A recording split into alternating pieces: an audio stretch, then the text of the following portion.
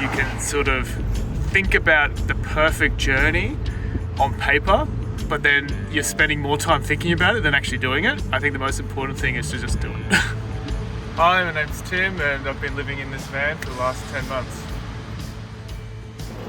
Now we're driving to a place called Mystery Bay, which is just north of Bermagui.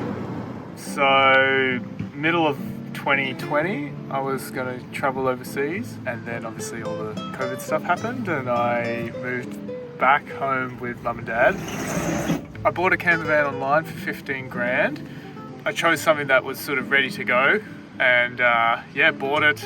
I had the Melbourne lockdown, and then once I was ready to leave Melbourne, I just hit the road. So this is basically this is the van. So here's the kitchen area. So we've got all the stuff, cutlery and plates and things and pots and pans. This is the food cupboard. So I've tried to arrange it a little bit. So sort of spices and things, and then condiments. Over here we've got the stove. So that's hooked up to a couple of gas bottles. And the same fridge. don't look at that. So I've been making the bed. This is me making the bed. And you have to do it every night. So it's a lot of fun. It's my favourite activity. There's a lot of alone time.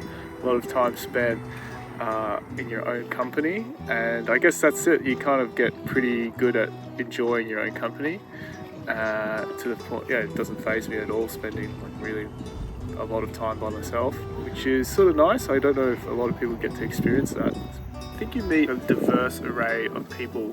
So, there's your grey nomads who are sort of doing their laps, and then maybe there's the sort of the van lifers who are a little bit like me. Maybe they're kind of like a yuppie who's just picked it up in the last year or two. Then there's the guys who literally live in their van the whole time for years.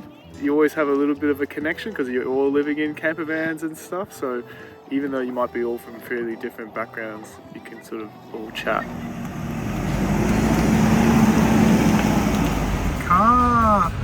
There's a lot of heat coming out of the engine.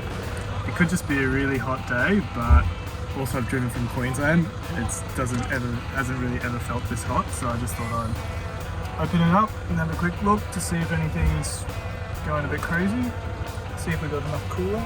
Everybody sort of has a different starting point, but I think for me the main one is to just get the car, get the van, and then everything will come afterwards. And I think that's the most important thing. Once you're on the road, you'll figure it out. You'll have mechanical problems, but you'll fix them on the road. Or you'll learn things about what you like doing, but you'll figure it out on the road.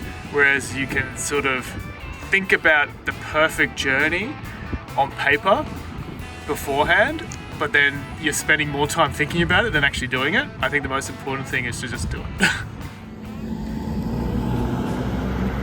I don't think it is for everyone, absolutely not.